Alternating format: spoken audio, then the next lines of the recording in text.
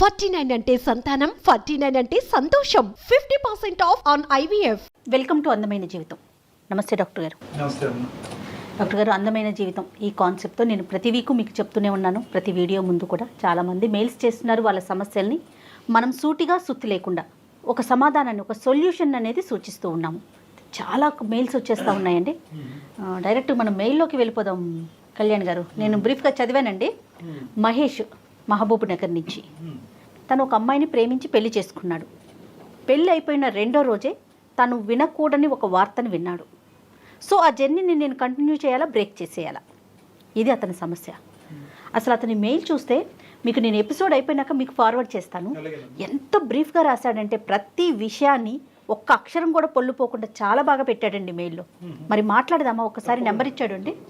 Namaskar. Our country and the entire world are facing the challenge of COVID-19. COVID-19 is not over yet. Jab tak dawai nahi tak మనకున్న సమస్యలకు తోడు ఇదొకటి. continue regular washing of hands. మళ్ళీ Omicron అనేసి.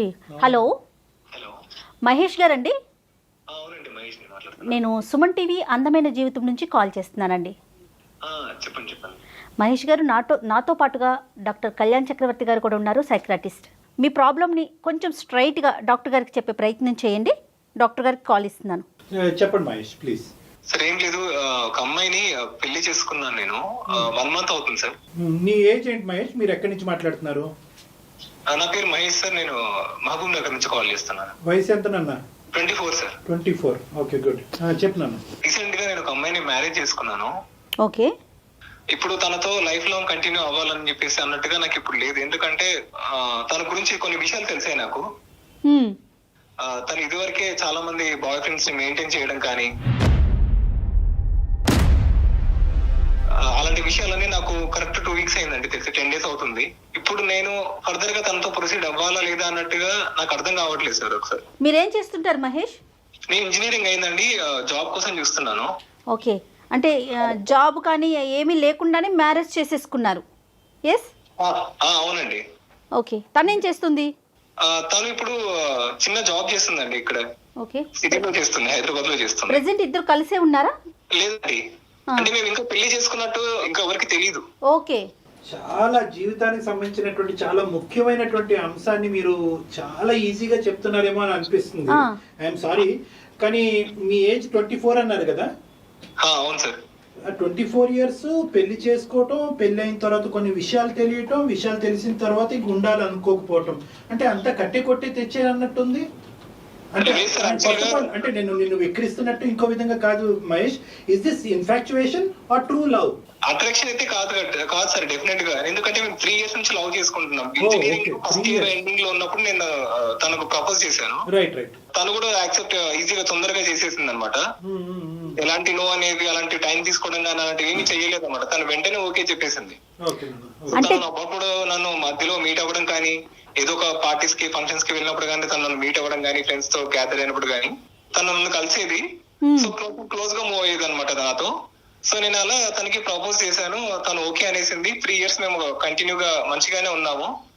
సరే అన్నట్టుగా one fine day we plan for a trip అనమాట. అక్కడ అందరం ఎంజాయ్ చేస్తుంటే తను సడన్ గా మధ్యలో ఏమనిందంటే, మీ ఉన్న వల్ల నేను నమ్మొద్దు, మీరు అందరూ వదిలేసినట్టే మీరు కూడా వదిలేస్తారు, నువ్వు కూడా వదిలేస్తావు నన్ను, నిన్ను పెళ్లి చేసుకోవాలి అంతవరకు రావేమో నువ్వు, నాకు భయం వేస్తుంది నిన్ను తలుచుకుంటేనే ఇప్పుడు అన్నట్టుగా తను ఒక ఎమోషనల్ డైలాగ్ కొట్టేసింది సార్.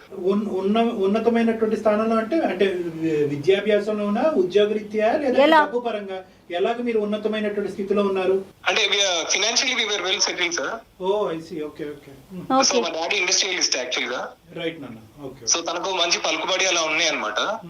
అలా అనేసరికి నేను నాకు ఇంకా చాలా ఎక్కువ డీప్, ఎన్ని రోజులు ఎక్కువ ప్రేమించేశాను సార్ తనని. సో అది ఆ పాయింట్ లో నాకు అది నన్ను ఒక వీక్ పాయింట్ అని అనుకున్నాను, అనుకుందేమో అలా అనేసింది. నేను ఇంకా తట్టుకోలేక నా జెన్యూనిటీ నేను ప్రూవ్ చేసుకోవడానికి సరే ఇప్పుడే వెళ్దాం పదా అని చెప్పేసి టెంపుల్ కి తీసుకెళ్లి ఒక స్పాట్ లో తీసుకునే డెసిషన్ సార్ అది. నేను ఫస్ట్ లవ్ మహేష్? అవును సార్, నాకైతే ఫస్ట్ లవ్. అందుకే నేను ఎక్కువ పెయిన్ ఫీల్ అవుతున్నాను. అంతే తనను వద్దు అనుకున్నా కూడా అరే తను నాకు దూరం అవుతుంది కదా అనే ఒక చిన్న బాధ కూడా ఉంది సార్ నాకు. రెండు వైపులా తెలియదండి? మీ పేరెంట్స్ కి తెలీదు, వాళ్ళ పేరెంట్స్ కి తెలీదా? మా పేరెంట్స్ కి తెలియదండి, వాళ్ళ పేరెంట్స్ కి తెలుసు. ఓకే. మా పేరెంట్స్ కి ఏంటంటే మా డాడీ ముందుకే లైక్ ఇండస్ట్రియలిస్ట్, తనకి చాలా పలుకుబడి ఉంటుంది, వాళ్ళు ఏంటంటే కొంచెం హార్ష్ గా క్రూయల్ గా ఉండే థాట్స్ వాళ్ళకి అలా ఉంటుంటాయి అనమాట. వాళ్ళు కొంచెం హైఫైగా బతుకుతారు. నేను నార్మల్ లైఫ్ లీడ్ చేస్తుంటాను. నేను కొంచెం ఇంట్రోవర్ట్ అనమాట. సింపుల్ గా ఓకే. వాళ్ళు అలా ఉంటారు. ఇప్పుడు నేను వెళ్ళి చెప్పినా కూడా వాళ్ళు స్టేటస్ చూసుకోను, ఒక క్యాస్ట్ చూసుకోను, ఏదో ఒక రకంగా తన రిజెక్ట్ చేస్తారు అని చెప్పేసి కూడా నాకు ఒక రకంగా భయం ఉండింది. సో అలా పెళ్లి చేసుకున్న తర్వాత పార్టీ పెట్టండి అని చెప్పేసి అందరూ రిక్వెస్ట్ చేశారు అనమాట ఫ్రెండ్స్ నాకు. సో పార్టీ అరేంజ్ చేయమని చెప్పేసి పార్టీ అరేంజ్ చేస్తే తను వేరే బ్రాంచ్ అనమాట యాక్చువల్ గా కాలేజ్ లో. సో వేరే బ్రాంచ్ కాబట్టి వాళ్ళ బ్రాంచ్ ఫ్రెండ్స్ కూడా వచ్చారనమాట పార్టీకి. సో అలా పార్టీలో వాళ్ళందరూ ఉండి అలా ఎలా చేసుకున్నారు పెళ్లి అమ్మాయిని, అంత గుడ్డిగా మోసపోయావు నువ్వు అని చెప్పేసి అన్నారు. మీరు అబద్ధాలు చెప్తున్నాననే అనే అలా అనేసరికి వాళ్ళు ఇంకొక అతనికి ఫోన్ చేసి మీ ముందే నా ముందే కాల్ ఇలా స్పీకర్ ఆన్ చేసి పెడితే పిచ్చి బూతులు తిడుతున్నాడు సార్ తను. నేను అది నేను నాకు ఇంకా సహించలేకపోతున్నాను నా కోపాన్ని, నాకు ఆ టైంకి వచ్చిన కోపాన్ని. ఫస్ట్ కోపం వచ్చింది, సరే అని వాళ్ళు ప్రూఫ్స్ తో సహా ఇంతవరకు తను 2-3 లవ్ లో ఉండి డేటింగ్ అన్ని అయిపోయామంట తంది. అందరినీ పెళ్లి దాకా తీసుకురాలేదు, కానీ నన్ను మాత్రం పెళ్లి దాకా తీసుకొచ్చి నన్ను పెళ్లి చేసుకుంది. ఇప్పుడు జీవితానికి సంబంధించినటువంటి ఒక పెద్ద నిర్ణయం ఆల్రెడీ తీసేసుకున్నారు. ఆ నిర్ణయానికి మించినటువంటి ఇంకా పెద్ద నిర్ణయం ఇప్పుడు తీసుకోబోతున్నారు. ఇప్పటికైనా కూడా ఆ అమ్మాయి ఫేస్ టు ఫేస్ కూర్చుని ఏంటి ఇలా వినిపించిని, నిజాలా అబద్ధాలా, నిజాలైనా నాకు ఓకే, అబద్ధాలైనా నాకు ఓకే అనేటటువంటి ఒక కంఫర్ట్ జోన్ లోకి తను తీసుకెళ్లి అడగాల్సినటువంటి అవసరం అయితే ఉందిగా. సార్ ఉంది, కానీ ఏంటంటే మాట్లాడితే తను మళ్ళీ ఎక్కడ దూరం అయిపోతుందో అన్నట్టుగా అనిపిస్తుంది సార్. తను నాకు కావాలి అనే ఒక పాయింట్ లో ఉంది. దగ్గరికి వచ్చినప్పుడు ఒక రకమైన ఇబ్బంది ఉంది సార్ నాకు. చాలా బేస్ లైన్ లో చాలా తప్పిదాలు ఉన్నాయి. ద సీక్రెసీ అంటే ఒక ప్రేమించేటప్పుడు ఇంత సీక్రెసీ మెయింటైన్ చేయవలసినటువంటి అవసరం ఉంది. ఓకే, తల్లిదండ్రులు ఉన్నతమైనటువంటి స్థాయిలో ఉన్నారు, ఆర్థికంగా ఒక ఇందులో ఉన్నారు కాబట్టి బహుశా వాళ్ళు ఒప్పుకోరు అనేటటువంటి భయంతో చాలా మంది పిల్లలు తల్లిదండ్రుల నుంచి ఎన్ని రోజులు మసిపూసి మారేడికాయ చేస్తారు కళ్యాణ్ గారు? అది కరెక్టే. పెళ్లి అనే విషయాన్ని ఎన్ని రోజులు దాచగలుగుతారు? అది చాలా మంది ఏంటంటే అమ్మాయిలైనా అబ్బాయిలైనా ఆ చివరి నిమిషం వరకు తీసుకెళ్లి ఆ తల్లిదండ్రులకు ఒక బ్రేకింగ్ న్యూస్ చెప్తా ఉంటారు. అప్పుడు తల్లిదండ్రులు విపరీతమైనటువంటి ఒత్తిడి పెడతా ఉంటారు. ఇటువైపు అబ్బాయినైనా కానీ ఇటువైపు అమ్మాయినైనా వదిలేస్తారు.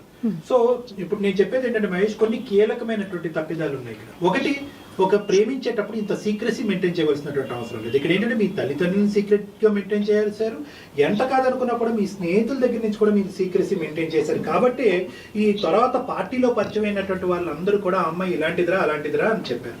అంటే ఇప్పటికీ కూడా నేను అనుకునేది ఏంటంటే, అంటే నేను ఎప్పుడు ఆప్టిమిస్టిక్ థింకర్, నాలాగే మీరు ఉండాలని నేను అనుకోవట్లేదు. నేనేమంటానంటే బహుశా ఈ ఫ్రెండ్స్ అందరూ కూడా అబద్ధాలు చెప్తున్నారేమో అనేది ఆ కోణంలో ఎప్పుడైనా ఆలోచించారా మీరు మహేష్? అది నేను ఫస్ట్ నమ్మలేదు సార్, నేను చెప్తున్నాను కదా, నాకు చాలా కోపం వచ్చేసింది ఫస్ట్ లో. కానీ తర్వాత వాళ్ళు కలిసి దిగిన ఫోటోస్, వాళ్ళు ఎంజాయ్ చేసిన విషయాలు కూడా నాకు చెప్పిన తర్వాత చాలా బాధ చేసింది సార్. ఆ టైంలో ఆ మూమెంట్ లో మహేష్, ఇక్కడ ఇంకొక విషయం మహేష్, ఒకటి ఆలోచించండి. ఒక వ్యక్తి మీద జలస్ అనేది క్రియేట్ అయితే దాన్ని మనం ఏ లెవెల్కైనా తీసుకెళ్లొచ్చు. ఇప్పుడు టెక్నాలజీ విపరీతంగా పెరిగిపోయింది. ఒక్కసారి ఆ వైపు నుంచి ఆలోచించండి మీరు. తను వేరే ఏమంటారు, కొన్నిసార్లు నాకు అనుమానం వచ్చినా కూడా నేను పట్టించుకోలేదని కూడా చెప్పాను కదా. సో ఆ అనుమానానికి అప్పుడు నేను అనుమానించకపోవడానికి ఇప్పుడు వీళ్ళు చెప్పిన దానికి కనెక్ట్ అయినట్టుగా నాకు అనిపించినాయండి.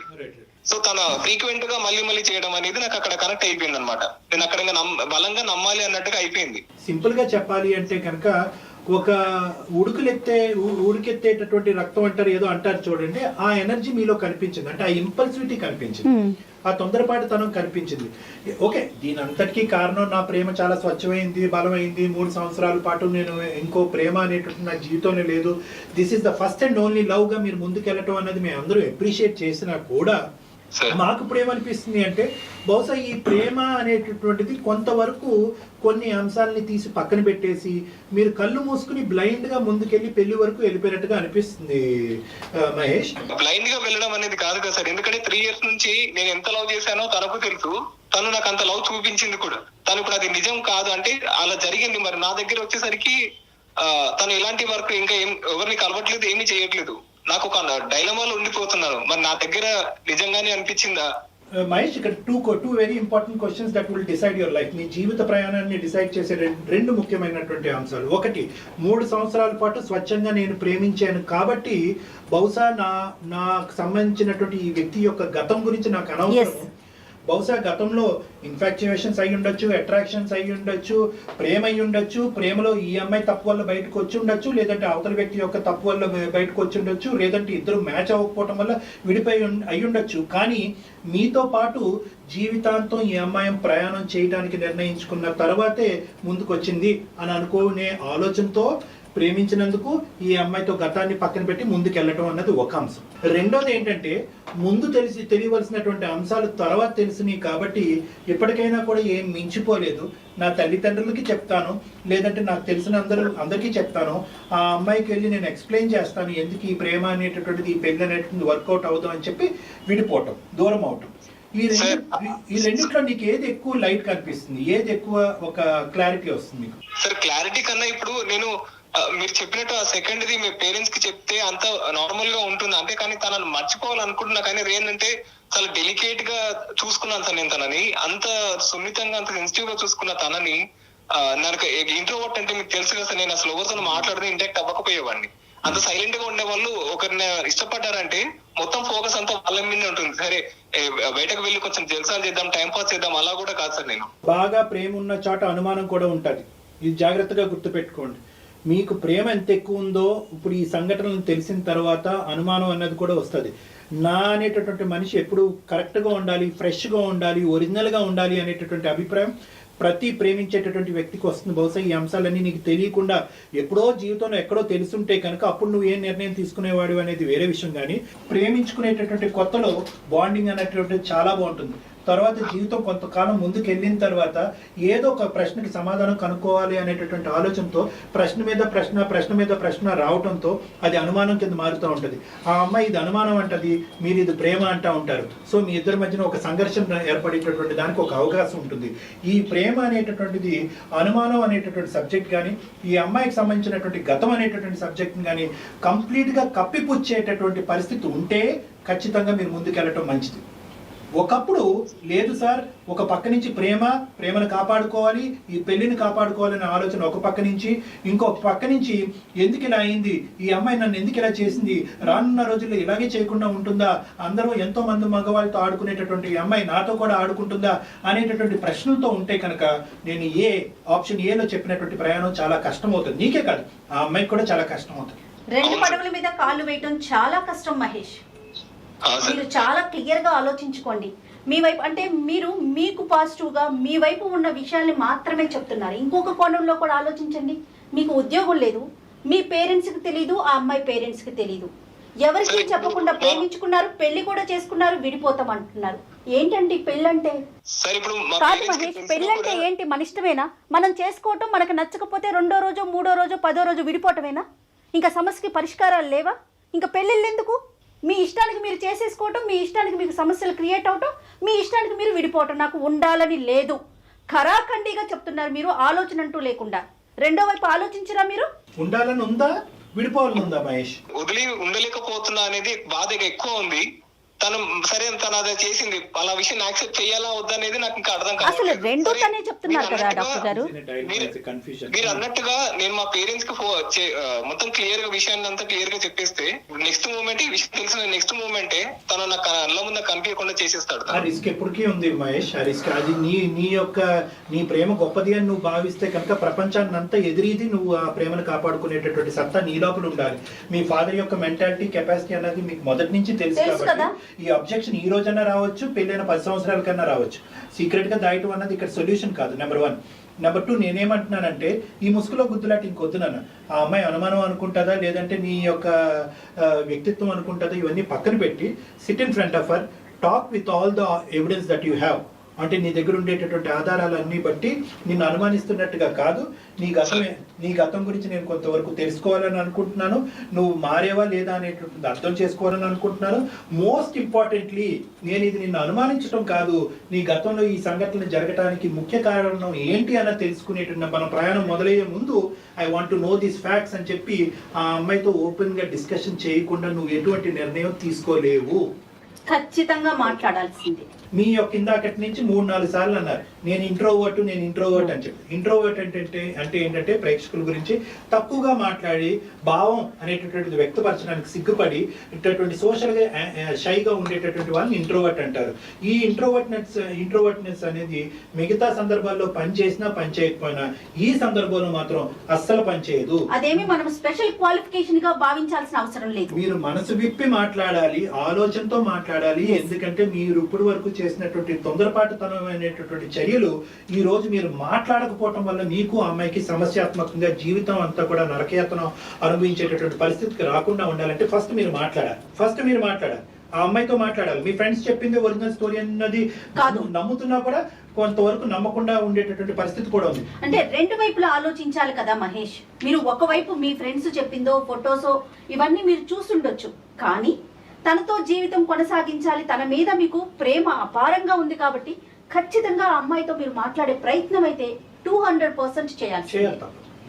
తనతో 2 సార్లు ఇలా మాట్లాడడానికి ప్రయత్నించాను సార్, కానీ తను అంటే తన దగ్గరికి వెళ్ళినప్పుడు నాకు ఒక రకమైన అన్కంఫర్టబుల్ గా ఫీల్ అయిపోతున్నాను. అరే తను ఇలా ముందు ఒకరిని కలిసింది, ఇప్పుడు నేను తనని ఎలా కలవాలి, ఇప్పుడు లైఫ్ లాంగ్ ఇప్పుడు ఎలా కొనసాగించాలి, తనతో లైఫ్ ని మొత్తం ఎలా జర్నీ స్టార్ట్ చేయాలి. అదే మహేష్ మొత్తం అంతా ఒక కన్ఫ్యూజన్, డైజెస్ట్ చేసుకోలేకపోతున్నారు. Take your time.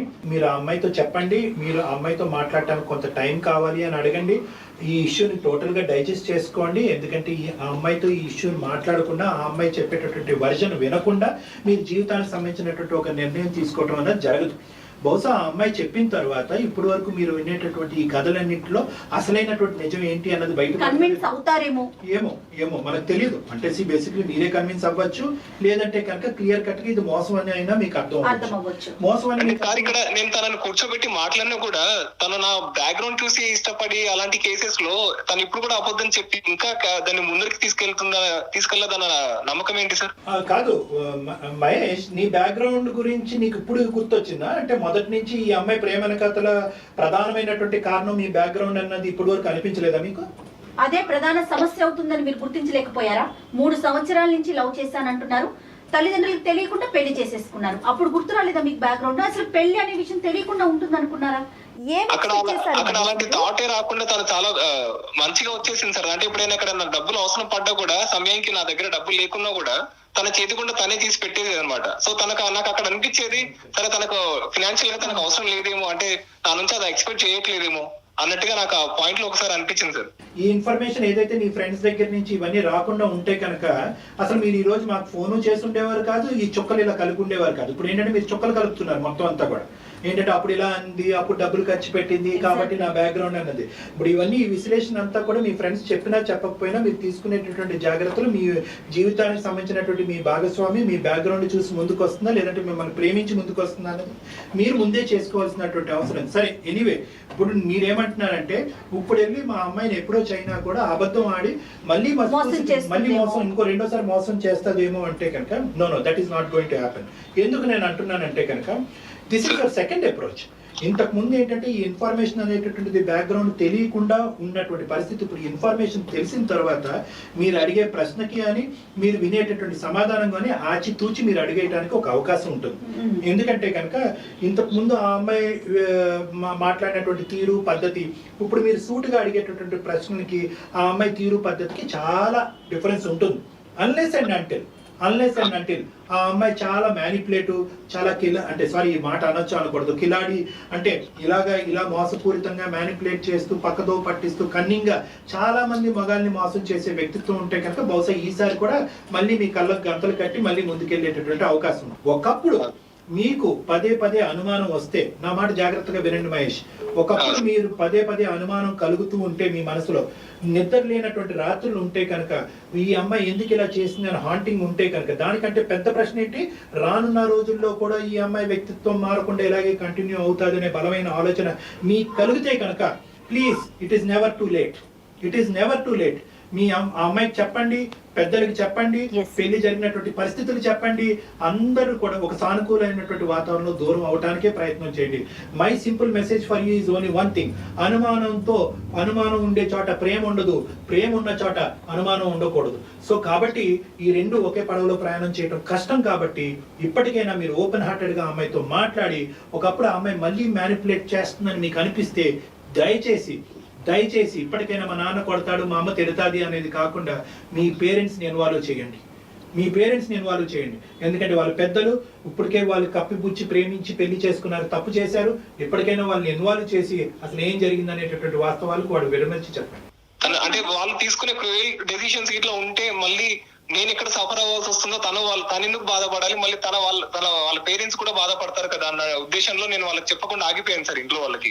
అంటే అలా కాదు, బేసికలీ మీరు ఒక చాలా సింపుల్ కాన్సెప్ట్ ని చాలా కాంప్లికేటెడ్ కాన్సెప్ట్ తో మిక్స్ చేసేస్తున్నారు. ఇక్కడ జీవితం ఇది మీరే ఊహించేసుకుంటున్నారు, ఏదో జరుగుతుందని ముందుగానే మీరే ఊహించేసుకుంటున్నారు. అది ప్లస్ అయినా మైనస్ అయినా ఇది జీవితానికి సంబంధించినటువంటి నిర్ణయంలో మీ యొక్క అనుభవము, మీ యొక్క వయస్సు, మీరు ప్రేమించిన 3 సంవత్సరాలు సరిపోదు అని మేము చెప్తున్నాం. Mahesh, get this point very straight in your head. You need help. మీతో పాటు ప్రయాణం చేసి మీ గురించి ఆలోచించి మిమ్మల్ని బాధ్యతాయుతంగా ఇక్కడి వరకు పెంచినటువంటి మీ పెద్దవాళ్ళ యొక్క సహాయ సహకారాలు మీకు కావాలి. And you have to talk to this girl open heartedly. ఈ అమ్మాయితో ఓపెన్ హార్టెడ్ గా మాట్లాడి మీ మనసులో ఉన్న భావాన్ని చెప్పి వర్కౌట్ అవుతుందో లేదో ఆలోచించుకుని తల్లిదండ్రులని ఇన్వాల్వ్ చేసి ముందుకెళ్లాలా, ఇక్కడతో ఆగిపోవాలా అన్నది డిసైడ్ చేసుకోండి. అది మీ పేరెంట్స్ తో కలిసి మాత్రమే, మీరు సింగిల్ గా తీసుకునే డెసిషన్ కాదు. ఎట్టి పరిస్థితుల్లో వీళ్ళ పేరెంట్స్ వాళ్ళ పేరెంట్స్ ఇద్దరు ఇన్వాల్వ్ అవ్వాలి. సార్ తప్పకుండా మీరు చెప్పినట్టు ప్రయత్నిస్తా సార్. ఒకసారి ఒక అటెంప్ట్ అయితే నేను చేస్తాను. ఆ తర్వాత మరి డెసిషన్స్ అవి ఎలా జరుగుతాయని చెప్పేసి అయితే క్లారిటీ లేదు. ప్రయత్నం చేయండి సార్, ముందు ప్రయత్నం అయితే చేయండి సార్. డెఫినెట్ గా ప్రయత్నిస్తాను. ఓకే అమ్మా. All the best Mahesh. ఇంకా ఏమైనా డౌట్స్ ఉంటే మనకి ఈమెయిల్ చేయండి అన్న. సార్ తర్వాత ఏమైనా విషయాలు జరిగినా కూడా మీకు మళ్ళీ ఒకసారి కావాలన్నా మెయిల్ అనేది చేస్తాను sir. Definitely thank you Mahesh. కానీ కళ్యాణ్ గారు, కాలర్స్ చూడండి, ఈ మహేష్ అనేది తీసుకుందాము. యూత్ అసలు ఎలా ఆలోచిస్తున్నారండి, జీవితానికి సంబంధించి తీసుకునే నిర్ణయాన్ని క్షణాల్లో తీసుకుంటున్నారు. అది మంచైనా చెడైనా తీసుకెళ్ళిపోవటం, పెళ్లి చేసుకోవటం, అదొక హీరోయిజం లాగా ఫీల్ అవుతున్నారు. అతను చూడండి, జస్ట్ మీ ఉన్న వాళ్ళంతా ఇట్లాగే చేస్తారని అనిందట. ఆ ఒక్క మాటకి తను పెళ్లి చేసుకున్నాడు. పోనీ కట్టుబడి ఉన్నాడా? 1,00,000 కారణాలు వెంటనే అంతే స్పీడ్గా దాన్ని విత్డ్రా చేసుకోవడానికి రెడీగా ఉన్నారు. అది ఒకటేనమ్మా. సో యూత్ పడేటటువంటి తొందరపాటుతనం అనేది ఈ కాల్ ద్వారా మన సమాజానికి అందించే ఒక మెసేజ్. రెండోది ఏంటంటే అక్కడ ఆ భావం చూడండి. అంటే తల్లిదండ్రులు ఎప్పుడు కూడా నన్ను ఒక స్థాయిలో ఉంచాలి అని అనుకున్నారు, నేను దానికంటే తక్కువ స్థాయిలో ఉన్నాను. ఎక్కడ ఈ అమ్మాయి అనేటటువంటి మాటని వాళ్ళ తల్లిదండ్రులు నిజం చేస్తారనే భయం కూడా ఈ అబ్బాయిలో ఉంది. సో ఇక్కడ తల్లిదండ్రులకు కూడా ఒక మెసేజ్ అంటే ఏంటంటే, పిల్లలు మనసును అర్థం చేసుకుని పెళ్ళిని జరిపించండి. ప్రేమ అనేటటువంటిది ఒక పిచ్చితనం కాదు, ప్రేమ అనేటటువంటిది ఒక గొప్ప అనుభవము. ఆ అనుభవం అనుభవించేటటువంటి వాళ్ళ స్థానంలో నిలబడి, మీ పిల్లల స్థానంలో నిలబడి ఆలోచించండి అనేది కూడా ఇక్కడ మనం ఇవ్వాల్సినటువంటి మెసేజ్ అమ్మ. ఎందుకంటే ఈ అబ్బాయి చూస్తే కనుక 3 years లవ్ దాచాడు, ఇప్పుడు మ్యారేజ్ దాస్తున్నాడు, ఇప్పుడు విడిపోవటాన్ని కూడా దాచిపెట్టేటటువంటి ప్రయత్నం చేస్తాడు. అలాగే జరిగిపోవాలని కోరుకుంటున్నాడు తన ఆ మాటలను బట్టి. అసలు ఏమీ జరగలేదు, మొత్తం తూచి అని సమాజానికి తెలియాలని కోరుకుంటున్నాడు. అంటే పెళ్లికి ఉన్న విలువని ఎంత తగ్గించేస్తున్నారా అనిపించేస్తుంది. అంటే ఏంటంటే ప్రేమని చాలా మంది అమ్మాయిలు, యువకులు మన దగ్గరకు వచ్చేటటువంటి వాళ్ళు ప్రేమ గురించి చాలా గొప్పగా మాట్లాడుతూ ఉంటారు. నిజమైనటువంటి ప్రేమ, అందులో ఎటువంటి డౌట్ లేదు. కానీ ఆ నెక్స్ట్ స్టెప్ కి వెళ్ళేటప్పుడు, అంటే పెళ్లి అనేటటువంటి స్టెప్ కి వెళ్ళేటప్పుడు అక్కడ కన్సిస్టెన్సీ ఉండదమ్మా. చాలా మంది ప్రేమించుకుని విడిపోయి నేను మాసిపోయిన ఐ గాట్ ఏ బ్రేకప్ అని అంటూ ఉంటారు. ఈ బ్రేకప్లు ఎందుకు అవుతున్నారు అంటే కనుక ప్రేమ అనేటటువంటిది ఎంత నిజమో ఆ ప్రేమను ముందుకు తీసుకెళ్లి పెళ్లి వరకు తీసుకెళ్లగలిగేటటువంటి ఆలోచన శైలి ఆ యొక్క అంటే ఆ పేరెంట్స్ కానీ అందరినీ ఇన్వాల్వ్ చేసి అందరినీ కన్విన్స్ చేయగలిగేటటువంటి కెపాసిటీ కూడా ప్రేమించేటటువంటి యువకులకు ఉండటం అన్నది చాలా ముఖ్యమైనటువంటి అంశం. మంచి పాయింట్ చెప్పారు డాక్టర్ గారు. నమస్తే.